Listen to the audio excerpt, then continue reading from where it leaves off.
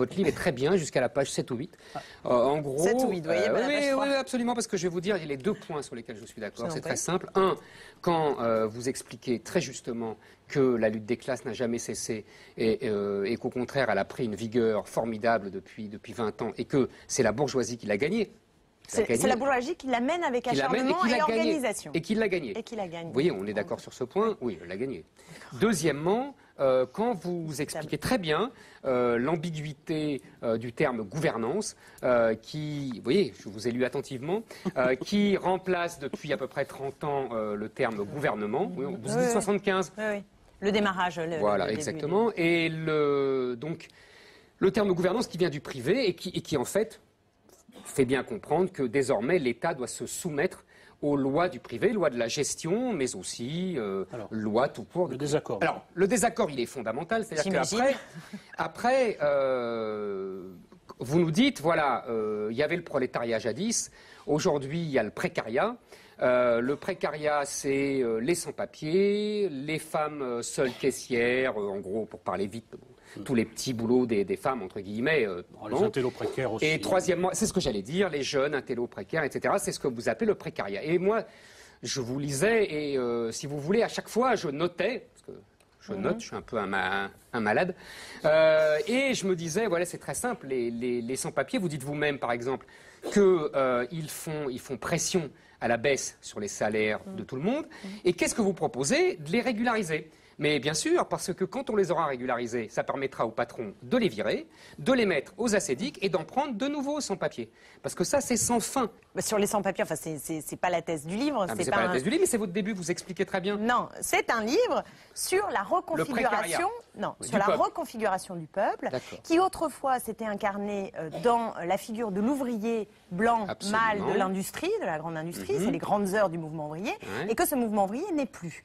Et que donc il faut que à gauche, on sache regarder qui sont les catégories populaires et comment les unifier. Or, je constate que on oppose très souvent, d'ailleurs, ceux qui sont victimes de la précarité à ceux qui sont dans l'emploi stable. La masse des ouvriers et des employés dans l'emploi stable. Et je dis que, au fond, la menace de la précarité, elle est pour tout le monde, y compris pour ces ouvriers et ces employés dans l'emploi stable, et que ce qui unifie, c'est cette lutte contre ce monde qui fait perdre les savoir-faire, les savoir-vivre des gens et qui insécurise le plus grand nombre. Et ça, oui. Et donc c'est ça qui peut potentiellement unifier ce nouveau prolétariat. Ce que j'ai voulu montrer, c'est qu'ils ne sont pas unifiés justement parce que les uns sont utilisés par les patrons pour démolir alors, les autres. Alors, on y va sur l'immigration. Non, pas seulement l'immigration, mais ne parlons pas de l'immigration. Ne parlons pas des sans-papiers. Il y a aussi le travail des femmes, par exemple. Quand vous dites ces femmes qui sont les femmes seules, qui élèvent leurs enfants, qui sont aujourd'hui un nouveau prolétariat, vous avez tout à fait raison,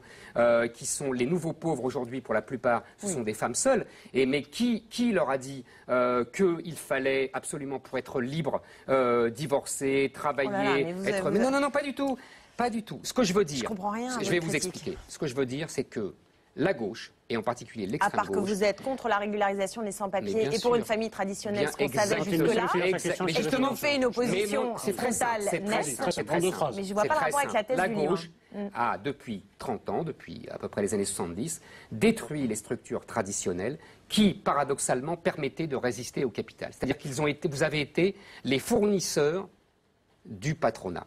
Oui, en détruisant les frontières, en détruisant la famille, mais bien sûr, tout ça, vous fournissez du gibier aux grands patrons. C'est ce que j'essaye de vous expliquer. Non, vous êtes l'idiot utile du capitalisme. Voilà. Mais oui. Permettez-moi de vous répondre sur la question de l'immigration. Mais pas seulement. Vous voyez, j'ai élargi, mais répondez-moi sur les deux sujets. Sur la question des sans-papiers. Mais c'est un désaccord fondamental.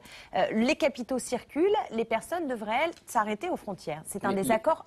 Mais les capitaux ne devraient pas circuler librement non plus. C'est la même chose. Il faut faire l'inverse. Il faut empêcher les capitaux de circuler de la manière, combattre le capitalisme et permettre la mobilité qui est, à mon avis, une richesse du monde moderne. C'est bien ce que je dis, vous êtes l'idiot utile du capitalisme mondialisé. Mais je vois pas le rapport mais si, l'idiot parce que utile. vous permettez aux patrons d'embaucher des gens à des salaires ridicules. Non, et justement, si vous me permettez de terminer, si vous régularisez les sans-papiers, si vous leur donnez des droits, il n'y a plus cette possibilité d'avoir des bataillons de main-d'œuvre corvéables à merci qui s'opposent. Je peux terminer, qui s'opposent justement et qui font tirer vers le bas l'ensemble des salariés. Prenez dans le bâtiment. Mais vous ne comprenez dans le pas. Bâtiment. Mais c'est vous qui ne comprenez pas. Du tout. Dans le bâtiment, il y a des centaines de millions de gens qui se baladent dans le monde, donc on virera vos sans-papiers régularisés pour les remplacer par d'autres sans-papiers. Mais non, parce qu'on va les régulariser, vous comprenez vraiment. Mais alors après on les vire. Mais vous comprenez rien au capitalisme. Pourquoi vous voulez les virer? Mais parce que tout simplement ils seront trop chers. Mais pourquoi vous voulez les virer? Mais parce que les patrons les trouveront trop chers. Mais c'est ça qui ne va pas. Mais enfin, vous comprenez rien. Vous avez un drôle de monde. Justement, je conteste les règles du capitalisme. C'est là où nous avons sans doute un désaccord fondamental.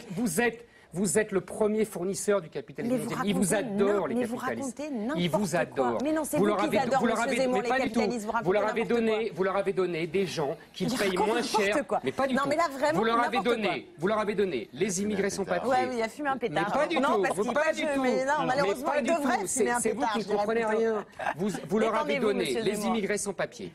Vous leur avez donné les femmes pas chères, parce qu'elles sont sous-payées elles aussi. Vous leur avez donné les pseudo-intellectuels prolétarisés, parce qu'en fait, ils n'auraient jamais dû, pour la plupart, faire des études aussi supérieures, parce que leurs diplômes ne valent pas grand-chose. Bon, si je peux en placer une quand même, parce que c'est un peu pénible. Excusez-moi, non, mais excusez-moi, c'est un peu pénible. C'est pas pénible, vous comprenez pas. Si, c'est pénible. Non, c'est pas que je ne comprends pas, c'est que nous sommes en désaccord. Acceptez au moins le désaccord. Le désaccord est complet. Voilà.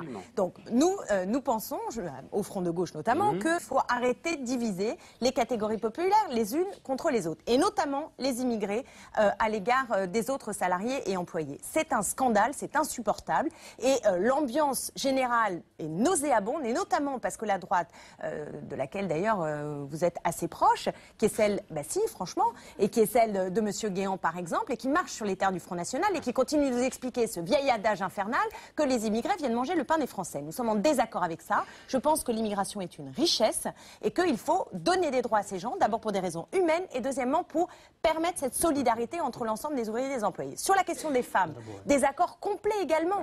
Vous êtes pour le modèle de la famille traditionnelle. C'est le seul qui résiste au capitalisme. Je suis totalement. Mais c'est une idiotie absolue. Lisez Michel, vous comprendrez. Mais il est de gauche. Certes. C'est exactement ce qu'il explique. Certes. Oui, excusez-moi. Mais je suis totalement en désaccord avec vous. Je pense, c'est pas le problème de traiter tel ou tel idiot. Mais si, parce que c'était un type de droit. Vous ne comprenez pas. Nous sommes tellement affrontés cette question qu'on sait au moins l'ampleur du désaccord. Monsieur Zemmour est pour la famille traditionnelle, les femmes à la maison. Moi, je suis pour l'émancipation des femmes. Je suis pour l'émancipation des femmes, pour la libération de la sexualité et pour le droit au divorce. Donc, vous voyez, on est vraiment pas du tout sur la même planète. Et c'est ça le progrès humain. Justement, ce qui m'intéresse, on va prendre un autre sujet. Alors, vous êtes pour la réaction à revenir au monde d'avant. Moi, je suis pour aller vers le monde d'après, qui contexte les normes capitalistes et qui permettent d'avoir davantage de liberté individuelle. Allez vers le monde d'après. Le monde d'après, qu'est-ce que c'est? C'est, vous le dites vous-même, c'est la liberté totale.